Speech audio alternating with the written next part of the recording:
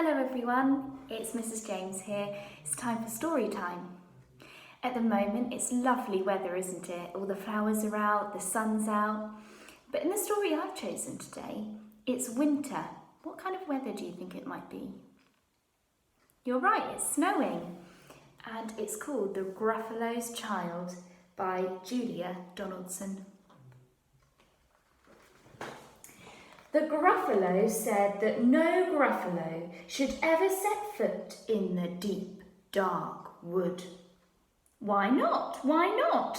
Because if you do, the big bad mouse will be after you. I met him once, said the Gruffalo. I met him a long, long time ago. What does he look like? Tell us, Dad. Is he terribly big and terribly bad?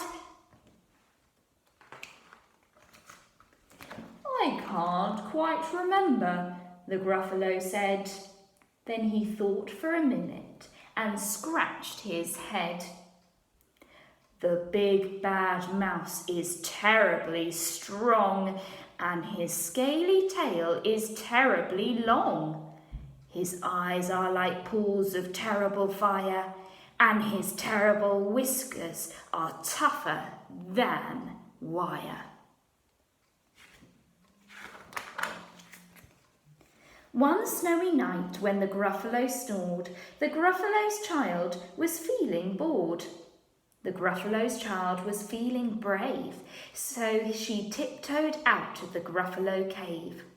The snow fell fast and the wind blew wild.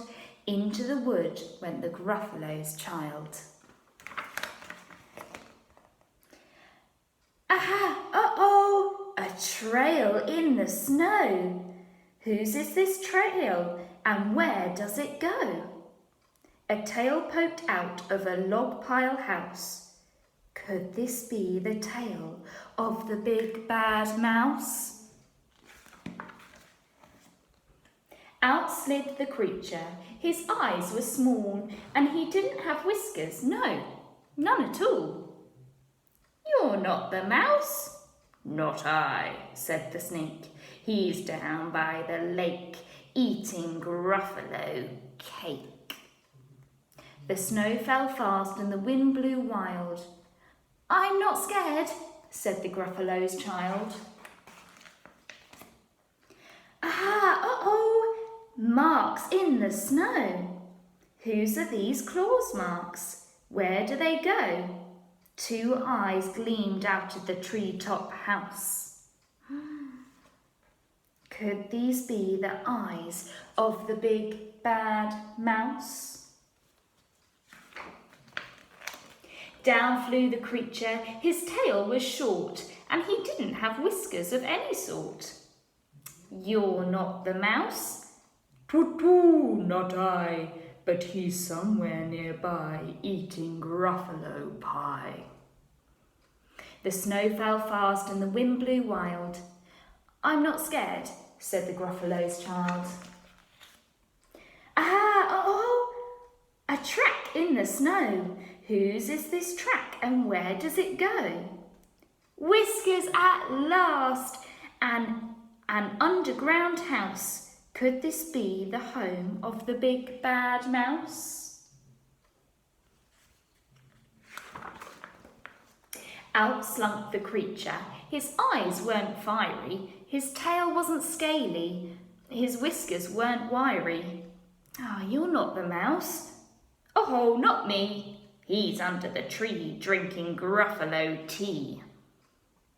It's a trick, said the Gruffalo's child as she sat on a stump where the snow lay piled. I don't believe in the big bad mouse. But here comes a little one out of his house. Not big, not bad, but a mouse at least. You'll taste good as a midnight feast. Wait, said the mouse, before you eat, there's a friend of mine that you ought to meet. If you'll let me hop onto a hazel twig, I'll beckon my friend so big and bad The Gruffalo's child unclenched her fist. The big bad mouse. So he does exist! The mouse hopped into the hazel tree. He beckoned, then said, "Just wait and see." Out came the moon. It was bright and round. A terrible shadow fell onto the ground.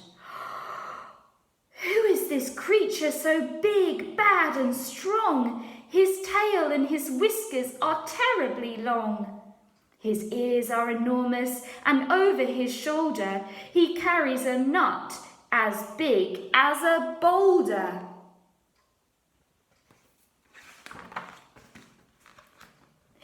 "The big bad mouse!" yelled the Gruffalo's child. The mouse jumped down from the twig and smiled.